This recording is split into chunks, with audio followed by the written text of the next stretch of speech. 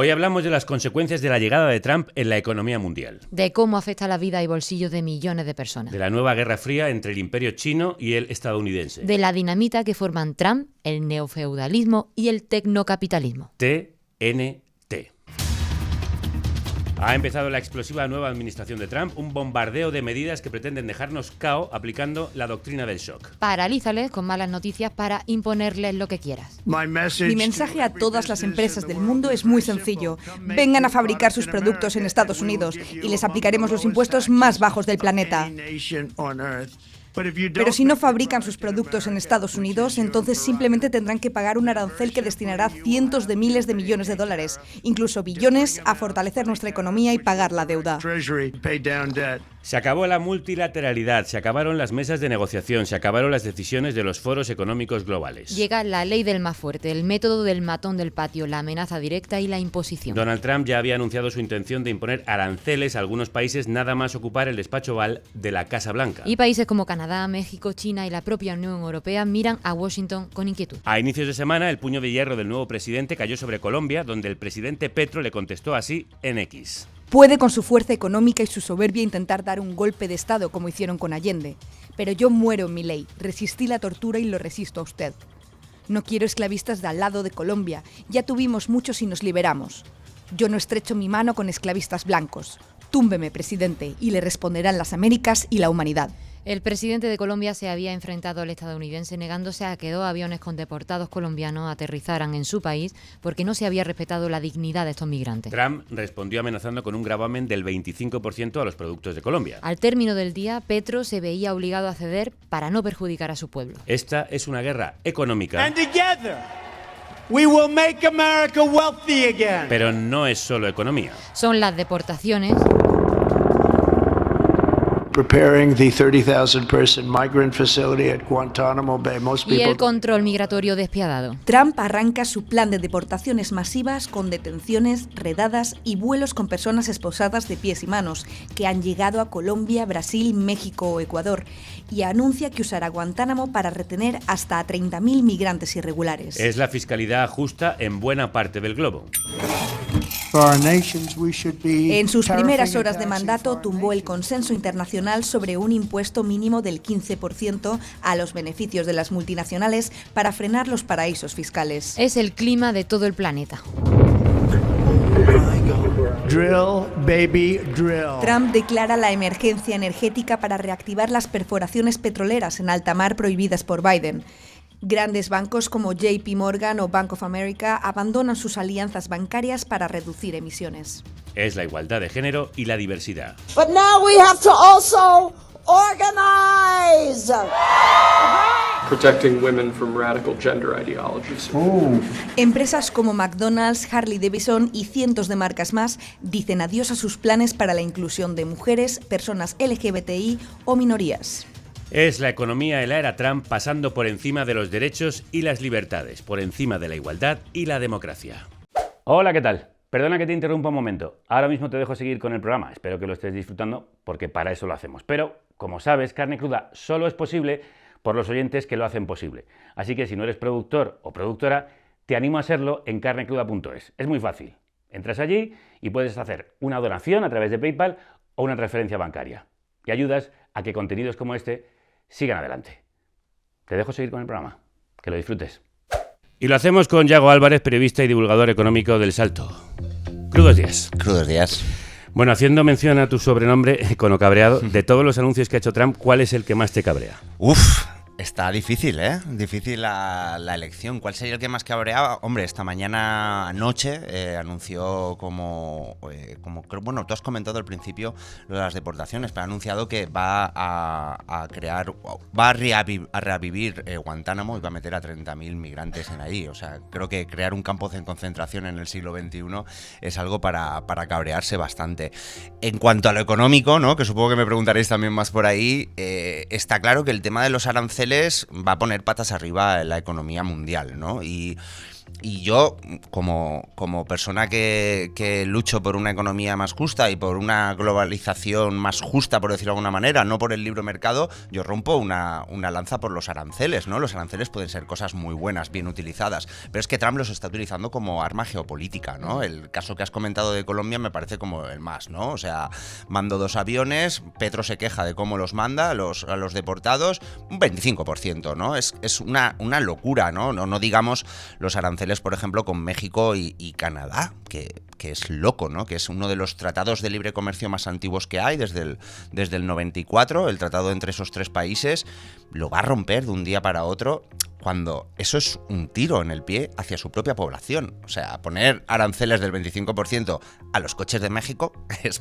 o a los componentes de coches de México, que vienen de México, es destrozar todo un proceso de deslocalización de la industria automóvil que habías hecho durante décadas, ¿no? Entonces, y eso no sé, esto que dice Trump, ¿no? De no venir y fabricar aquí, esto no se hace en 2 días. Eso no se puede hacer en 2 días, ¿no? Y el sufrimiento que van a tener sus propios consumidores es bestial. Entonces, por poner uno eso, los aranceles como arma geopolítica. Sus primeros días, Yago, son una cascada de medidas, a cual más inesperada somete al mundo a su propia doctrina del shock. ¿Qué significa un actor tan imprevisible en términos económicos? Bueno, pues yo creo que es como esta misma filosofía que tiene el propio Mark Zuckerberg, ¿no? La filosofía Silicon Valley del move fast, break things, ¿no? El muévete rápido y rompe cosas. O sea, es como ir hacia adelante, tirar, romper, que te dé igual que te saltes las normativas, que te saltes los consensos de décadas y décadas, que te saltes las líneas de poder o la separación de poderes, ¿no? Ahora vamos a ver una guerra bastante interesante también dentro de Estados Unidos entre la Reserva Federal y el propio Trump, ¿no? Y tirar para adelante con la cuestión de que eres la primera potencia del mundo, que eres el país con el mayor ejército del mundo, eres uno de los mayores consumidores del mundo, que eso es por lo que el tema de los aranceles es algo tan poderoso para Estados Unidos, con lo cual te da un poder que va a descolocar la economía mundial, ¿no? Yo creo que los mercados ahora mismo están bastante nerviosos. Pero todavía no sabemos en qué dirección va a descolocar, es decir, qué consecuencias económicas puede tener para su población, la estadounidense, y para la población mundial.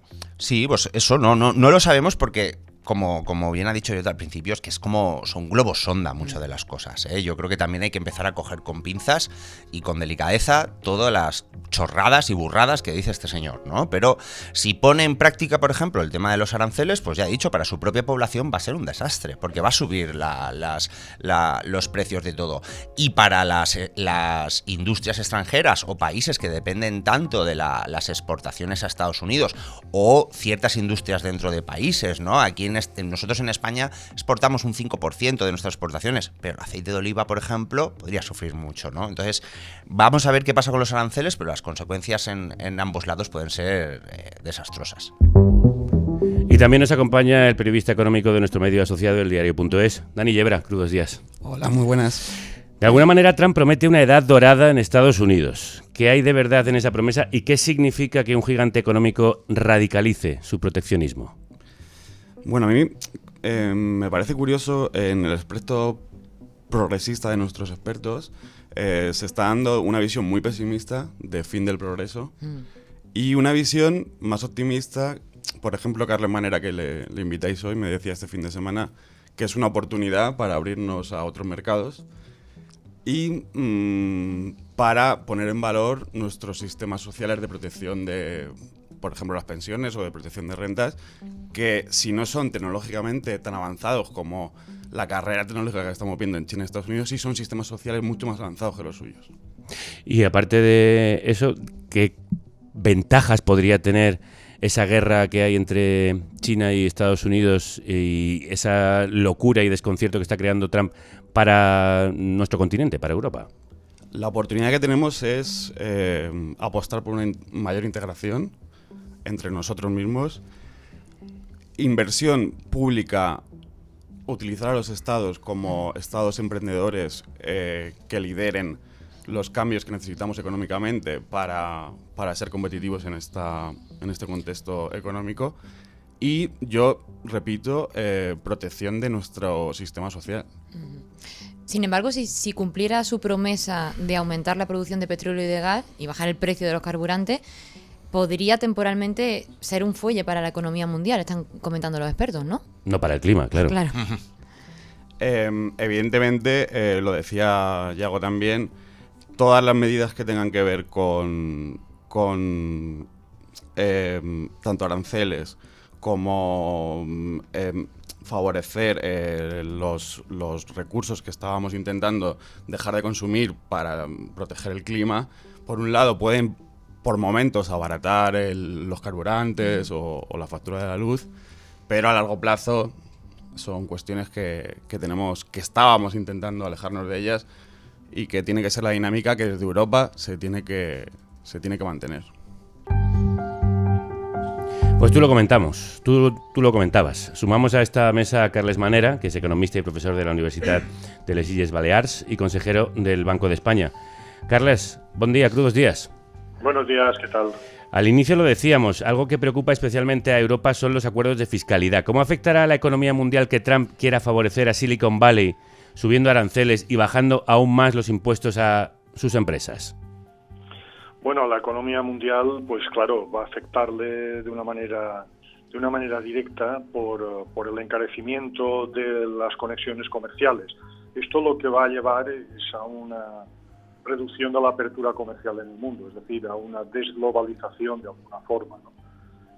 Pero al mismo tiempo esto se puede convertir en un boomerang para la economía norteamericana, porque este tipo de medidas se han demostrado que son inflacionistas, que además fortalecen mucho al dólar frente a otras monedas, particularmente frente al euro. La revalorización del dólar frente al euro está creciendo más de un 6% desde septiembre del 24, y esto va a encarecer mucho las posibilidades de exportación de Estados Unidos, con lo cual evidentemente esto va a suponer un problema también para su balanza comercial, es decir, para su resultado de ventas, ¿no? La paradoja puede ser que este tipo de medidas tan agresivas por parte de la administración americana acabe condicionando un problema grave para los consumidores americanos, que verán cómo los precios en su país van a subir y por tanto van a tener problemas de inflación, y eso va a hacer que la política monetaria, es decir, que la Reserva Federal, esté condicionada no a bajar los tipos, como está pidiendo Trump, sino a subirlos, con las consecuencias pues dificultosas que va a tener para el conjunto de la economía americana. De manera que no está tan claro que esto de hacer grande América con estos movimientos vaya a dar el resultado que el presidente Trump espera.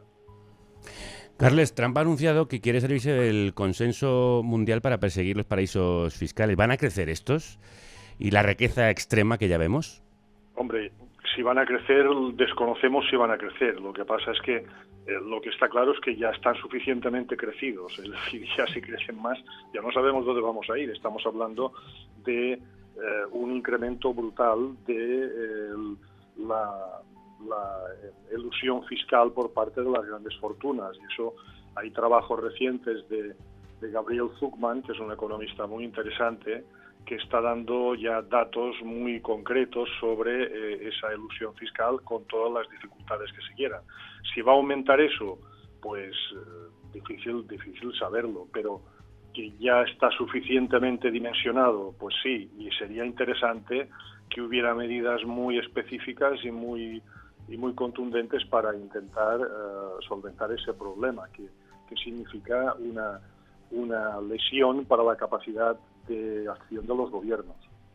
Llevamos años hablando de una nueva guerra fría, que ahora es comercial y tecnológica, entre los dos bloques, que en las últimas semanas además ha alcanzado nuevas dimensiones. Esto es lo que se ve desde China. Incertidumbre, sobre todo incertidumbre. Primero porque durante la campaña electoral Biden dijo que iba a poner un 60% de aranceles a todos los productos chinos. Eso supone una inflación que se le va a la economía y que no puede hacerlo, ¿no? Hemos hablado con la periodista especializada en Asia, Georgina Higuera, que nos explica que el deterioro de las relaciones entre Pekín y Washington fue tan notable con Biden que, aunque parezca contradictorio, Trump podría hasta ser un alivio para China. De momento ese arancel se ha quedado en un 10% a sus productos. Pero China sabe que la guerra comercial no ha terminado. No ha terminado porque Estados Unidos mantiene su veto a casi 200 empresas y centros de investigación chinos y la prohibición de vender maquinaria y microchips con tecnología estadounidense al gigante asiático, que a su vez ha impuesto aranceles a las tierras raras vitales para esa misma tecnología made in USA. Trump inició la guerra comercial, pero el que verdaderamente ha desatado una guerra tecnológica brutal contra China ha sido Biden. Lo que China está haciendo, digamos que con lo poco que puede, puesto que no puede comprar chips avanzados de Estados Unidos, ha invertido muchísimo en la investigación de sus propios chips y aunque tiene todavía mucha diferencia con Estados Unidos en los temas más avanzados, pues está consiguiendo logros que verdaderamente son muy, muy importantes, ¿no? Entonces, ¿hasta qué punto la guerra tecnológica de Biden ha ayudado precisamente a China a superarse? Los logros de los que habla Georgina son el bombazo de la semana, que ha supuesto DeepSeek, la pequeña empresa china capaz de generar una inteligencia artificial comparable con ChatGPT de OpenAI, solo que en lugar de lograrlo con miles de millones de dólares, incluso billones, lo ha hecho con 10 millones. Sí, DeepSeek ha desplomado en bolsa a las empresas estadounidenses relacionadas con la inteligencia artificial y a proveedores como Nvidia, fabricante de chips y transformadores gráficos que batió todos los récords de crecimiento en 2024 y que ha perdido en una semana el equivalente al doble del PIB de España. Pero antes de profundizar en DeepSeek, valga la redundancia porque se traduce como búsqueda profunda, quise preguntarle a Georgina por el momento político y social de este país de partido único. Que es el Partido Comunista Chino, que es un Estado dentro del Estado, con más de 90 millones de miembros, y que tiene muy claro que son los que dirigen los avances de China, ¿no? Precisamente el que China esté gobernada por el Partido Comunista, que es un partido autoritario y que no permite otro gobierno, está en contra de las teorías de Occidente de que solo la democracia es capaz de innovar y que solo la democracia y que solo los avances se pueden dar cuando se siente uno libre. ¿Por qué? Porque dentro de que el gobierno es un gobierno autoritario, ese autoritarismo se centra más en el tema político. Luego, económicamente, hay muchísima libertad, hay muchísima competitividad.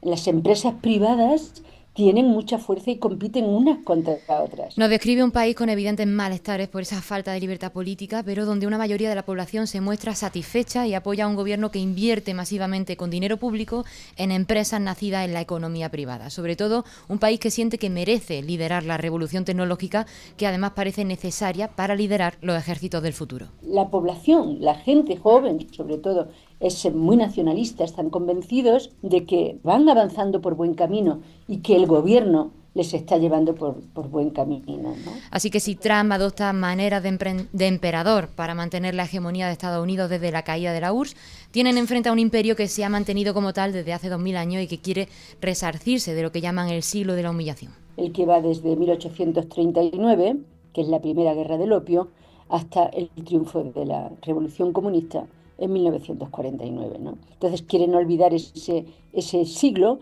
que fue el que estuvieron pues bajo las potencias exteriores, ¿no? Desde Japón, Reino Unido, en fin, Alemania, y lo que quieren es volver a situarse en el centro del mundo, que para eso se llaman Zhongguo. Zhong significa centro y Guo, imperio, ¿no? Imperio del centro. Entonces, volver a situarse en el centro del mundo y que no haya quien les diga qué régimen tienen que tener, cómo tienen que gobernarse o quién va a ocupar parte de su territorio, ¿no? El mundo avanza más rápido que nunca, nos dice, y nos apunta a dos claves. ¿Hasta qué punto China puede liderar esa revolución tecnológica y qué hará Europa con su posición de desventaja entre ambos polos y sobre todo con su gran dependencia de Estados Unidos? Vamos a trasladar esas dos preguntas a la mesa. Yago, tú has escrito mucho sobre DeepSeek, el salto. ¿Qué significa esta supremacía tecnológica cuestionada por China y el estallido de la burbuja de la IA después de la aparición de este ChatGPT chino? Bueno, pues yo creo que lo principal es esa pérdida de la hegemonía sobre el control mundial de un mercado, de una industria tan boyante y tan prometedora como es la inteligencia artificial, ¿no? Tan necesaria también, ¿no? Porque podemos criticar la inteligencia artificial, pero también se le pueden encontrar muchos buenos usos. Uh-huh. Claro, lo que pasa es esto que tú has comentado perfectamente, Javier. de gastar 6.500 millones de euros que levantó Nvidia en sus rondas de financiación, a que una pequeña empresa con 10 millones de dólares lo consiga hacer, es un cambio de paradigma completo, ¿no? Además, claro, los mercados están un poco cabreados con Silicon Valley, porque decía, oye, vosotros nos habéis contado que para esto hacía falta mucho dinero, ¿no? Hacía falta mucha inversión, hacía falta muchos datos, hacía falta mucha energía, ¿no? Porque el procesamiento de esos datos, de esos centros de datos, necesitan ingentes cantidades de energía, y como el procesador chino, o sea, la inteligencia artificial china necesita procesadores mucho más pequeños y menos microchips, pues también el sector energético se ha llevado un buen bofetón. ¿Y cómo lo han conseguido los chinos? Eso es lo que todavía no sabemos, ¿no? Yo tengo un poco de miedo con esto, porque Sam Altman, el CEO de OpenAI, los responsables de ChatGPT, ya dijo hace un par de días, claro, este ha visto caerse su imperio también, ¿no? Porque hablamos mucho de Nvidia porque está en bolsa, pero realmente estos son los que se han llevado una hostia, digamos, era nuestra industria, la que hemos creado nosotros. Nvidia es la de los microchips, el OpenAI es la de la inteligencia artificial, ¿no? De hecho, Nvidia tuvo la mayor caída de la historia de la bolsa en una mañana. 600.000 millones de dólares en 24 horas. Más que el PIB de España. Es la mitad del PIB más o menos en un día, ¿no? También es verdad que el rally que había sufrido Nvidia en el último año y medio era una barbaridad. No era normal eso tampoco. Había aumentado 10 veces su valor. O sea, de hecho, Nvidia esta semana ha caído por debajo, pero superó a Microsoft y Apple como la empresa de mayor capitalización bursátil. Cuando Microsoft y Apple llevaban años pegándose por ver cuál era la empresa más grande, iban adelantándose una a la otra, llegó Nvidia y las arrasó. Entonces, claro, 600.000 millones de dólares en 24 horas esfumados en la bolsa, eso es una barbaridad. Es la mayor destrucción de riqueza en un solo día en los mercados bursátiles para una sola empresa. Entonces, claro, lo que decía que me está dando un poco de terror, ¿no? Es que Sam Altman enseguida ha salido diciendo que los chinos la han estado utilizando sus microchips, ¿no? Ya está como con la mosca detrás de la oreja, ¿no? Es muy curioso esto, me parece hasta poético esto que ha comentado Georgina, de que la limitación a la exportación de esos microchips para intentar que China no les copiara, ¿no? No hiciera.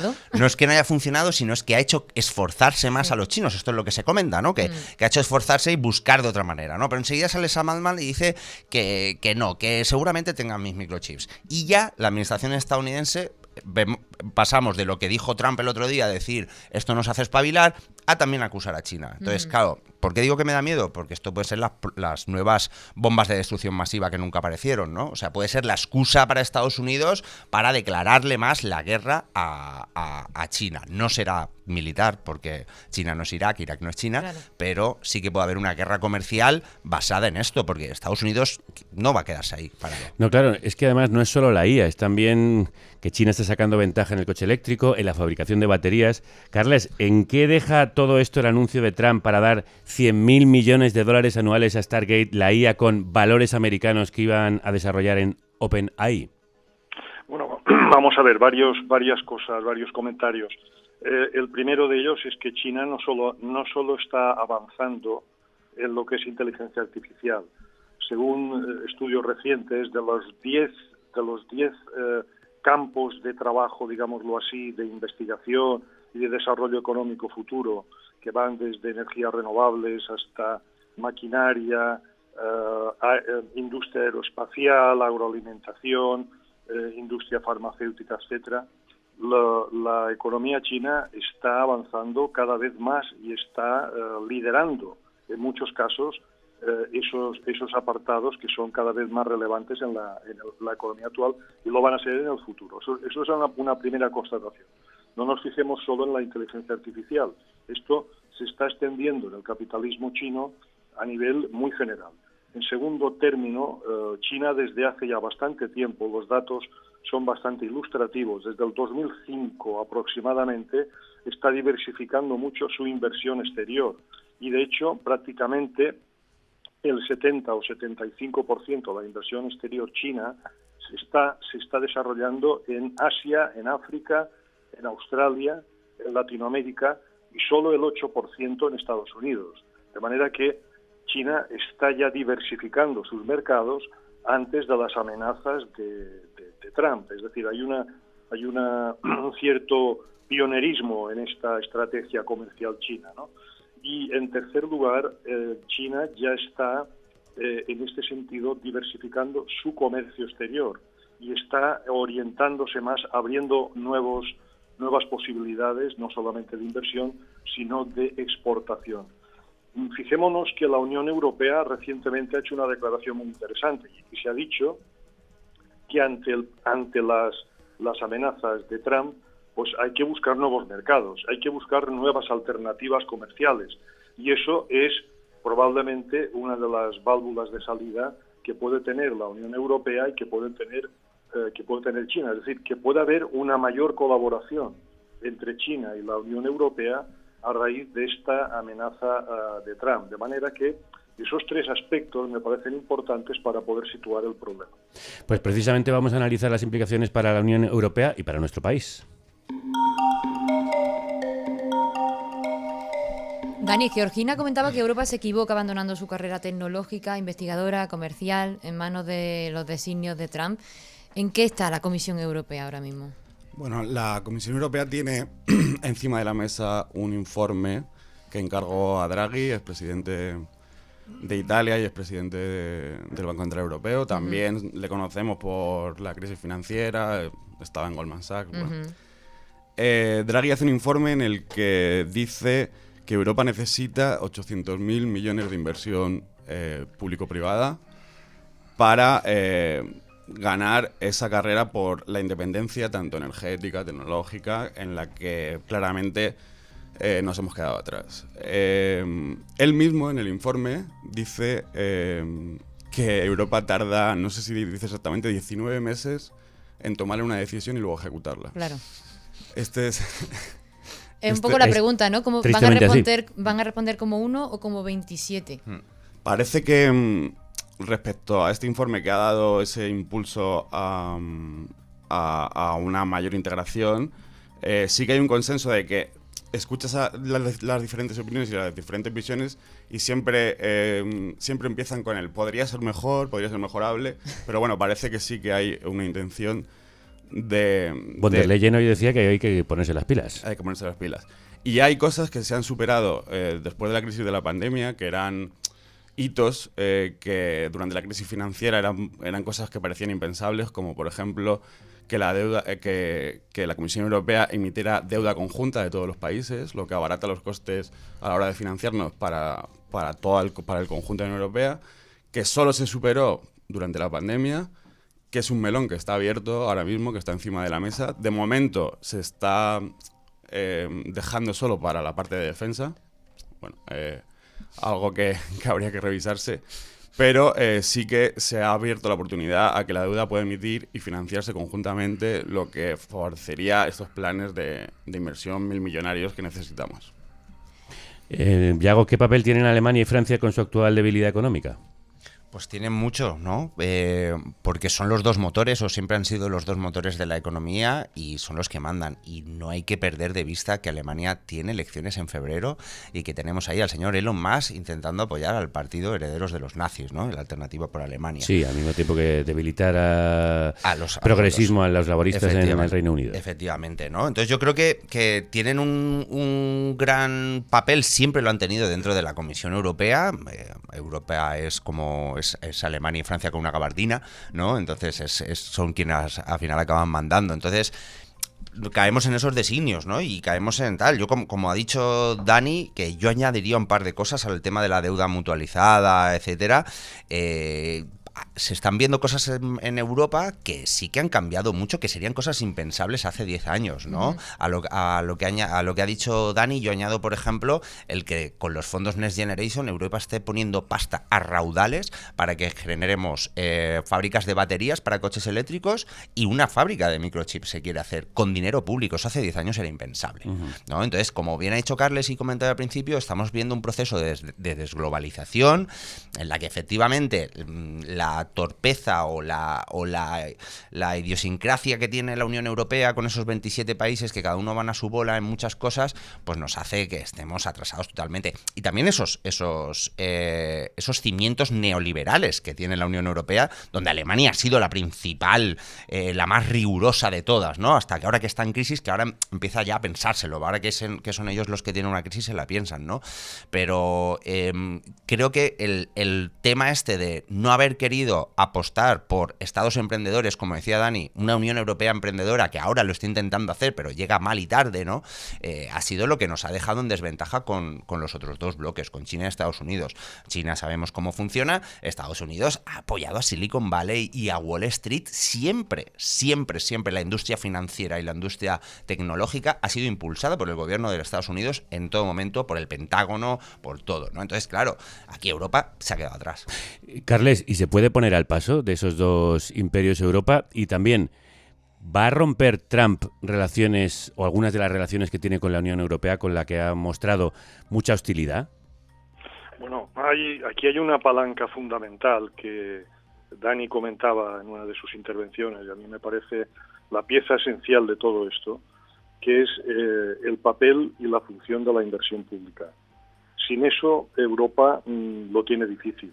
Es decir, se ha demostrado en la historia económica que cuando funciona esa palanca y lo hace de una manera efectiva y hace rodar todos sus engranajes, pues la situación sale mejor, sale más positiva.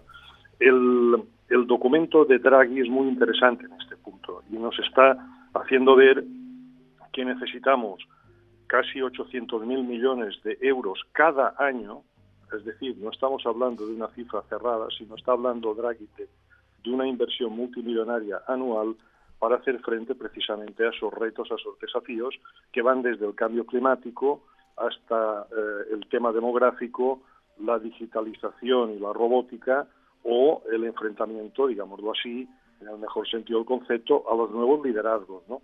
Entonces, la inversión pública es una pieza esencial y eso condiciona mucho la macroeconomía de los países europeos y de la propia Comisión Europea. Ante esto, ¿qué puede hacer Trump? ¿Qué puede hacer la administración americana? Bueno, vamos a ver qué pasa también desde estas declaraciones, estos exabruptos que se han lanzado en estos primeros días. Yo intentaría serenarme un poco ante esto, no dejarme llevar por la melancolía y el susto mayúsculo que nos está dando a todo el mundo y pensar que tampoco es tan sencillo aplicar al 100% todo lo que se está comentando y que cuando se empiecen a ver problemas internos económicos en la propia economía americana, pues esto va a tener que reorientar un poco su paso, ¿no?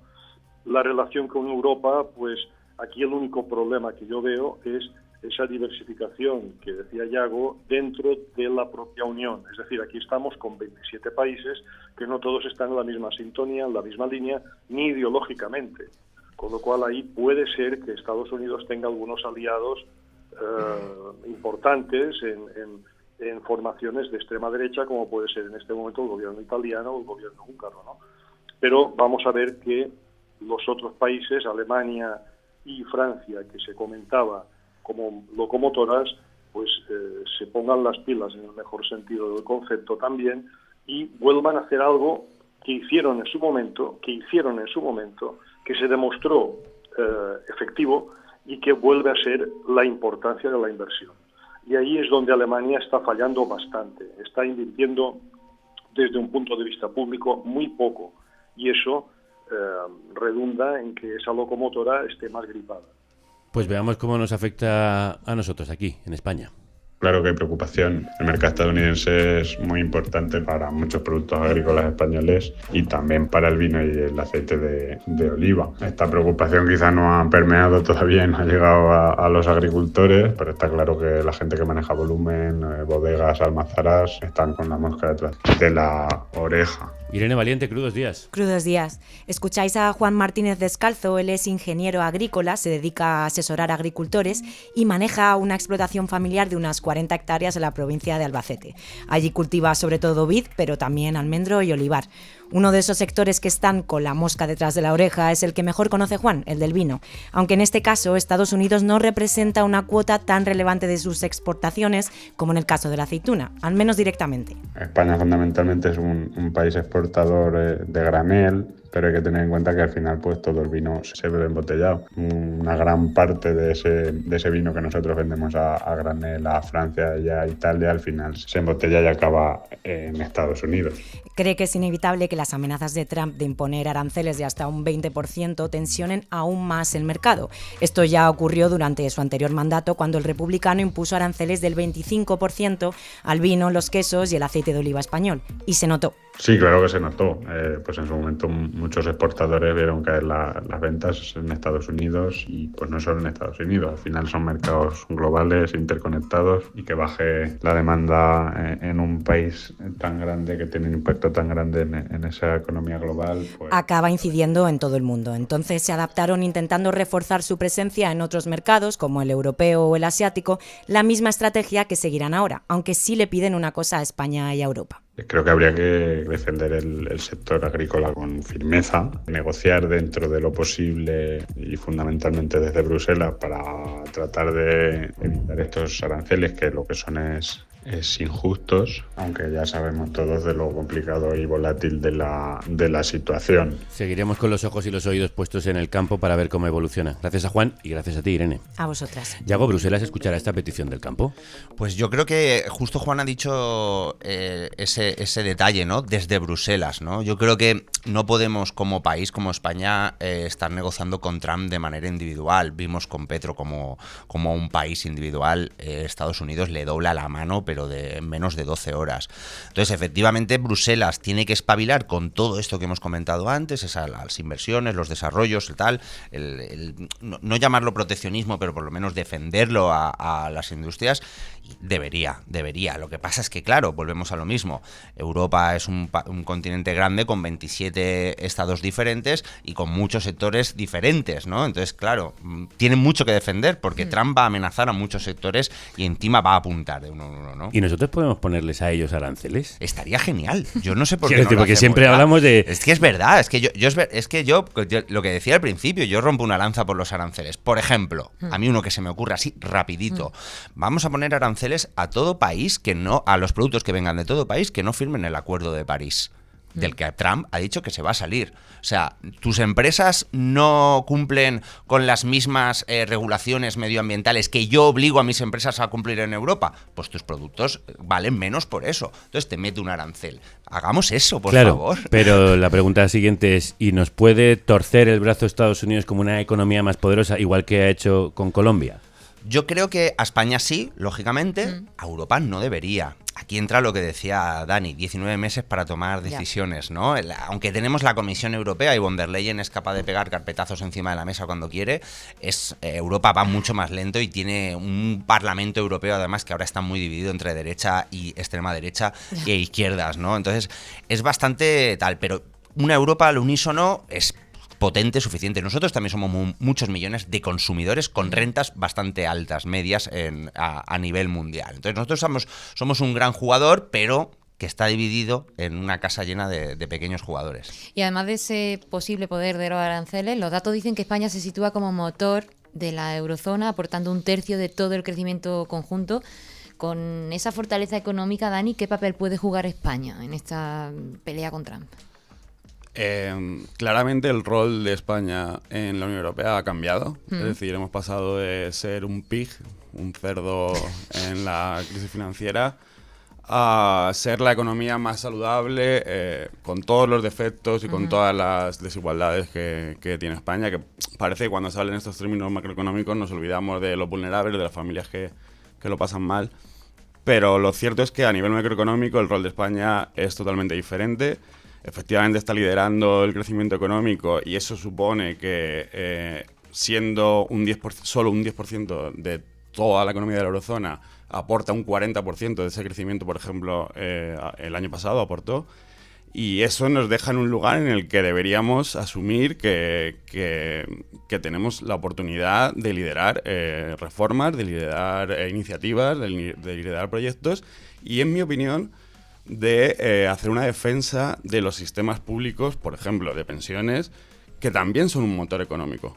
Proteger a nuestros mayores, por ejemplo, es un sistema muy avanzado. Hablamos en las guerras comerciales o en estos contextos tecnológicos, se nos olvida que también hay sistemas sociales muy avanzados, como pueden ser nuestro sistema de pensiones, que hay que proteger y que además hay que poner en valor como motor económico. Igual que hay que poner en valor como motor económico a la inmigración. Hoy han salido los datos de crecimiento de España, que está por encima de las previsiones, y entre otras cosas se ha puesto el foco en la importancia que tienen los migrantes en el crecimiento de nuestro país. Como antes decía Carles, un poco de serenidad ante las explosivas medidas que anuncia una tras otra Trump. No queremos irnos sin hablar de alternativas al TNT, a la dinamita de Trump, el neofeudalismo y el tecnocapitalismo. Se habla de que entramos en una nueva era, en un nuevo paradigma. Ruptura del multilateralismo, proteccionismo económico, negacionismo generalizado, dominio de los llamados tecnomagnates. Lo contrario, lo vigente pero en peligro, es la idea de una globalización compartida, la apertura comercial, la conciencia del problema climático y la capacidad de las instituciones democráticas. No sabemos cómo se va a dirimir, si en mesas de negociación o en campos de batalla. Escucháis parte de la columna Tecnofeudalismo, Tecnocapitalismo, Turbocapitalismo que publicaba Carles hace unos días en el blog de Economistas frente a la crisis. Carles, ¿el tecnofeudalismo es un término en disputa o una realidad? ¿Y cómo salimos de él? Bueno, yo tendría algunas matizaciones que hacer y en ese artículo las planteaba, ¿no? Pero la idea que surge de algunos economistas que han utilizado ese concepto tiene su interés por el tema del poder cada vez más omnímodo de ese 1% de los ricos, de los millonarios del mundo, ¿no? Y que se ha plasmado, algo que parecía insólito, en la administración americana con esa corte de magnates que están rodeando y dedicándole pleitesía al presidente Trump, porque evidentemente van a pasarle las facturas del apoyo que también le han dado a él, ¿no? Bueno, ante esto, ¿qué hacer? Esta es la gran pregunta. ¿Qué hacer ante esta situación? Pues a mi entender, a mi juicio, en el campo de lo que es la Unión Europea, es reivindicar y mantener al máximo los principios básicos de la Unión desde la posguerra. Y eso se sustenta en el predominio del estado del bienestar. Esto es lo que nos particulariza a la Unión Europea de otros espacios geopolíticos. Además, pensando lo que creo que decía, no sé si Dani o Yago, que somos un espacio económico que tiene el mayor número de consumidores del mundo. Estamos hablando de un mercado muy interesante para otras naciones o para otros espacios productivos. Pero sobre todo, frente a esta locura de un mercado desregularizado, sin control, donde una mano invisible, que está más invisible que nunca, lo regula todo, pues ante esto yo reivindico la importancia del estado del bienestar, de la educación pública, la sanidad pública, los servicios sociales, las pensiones. Esto que nos ha generado un nivel de bienestar que, seamos claros, es la envidia de otras latitudes.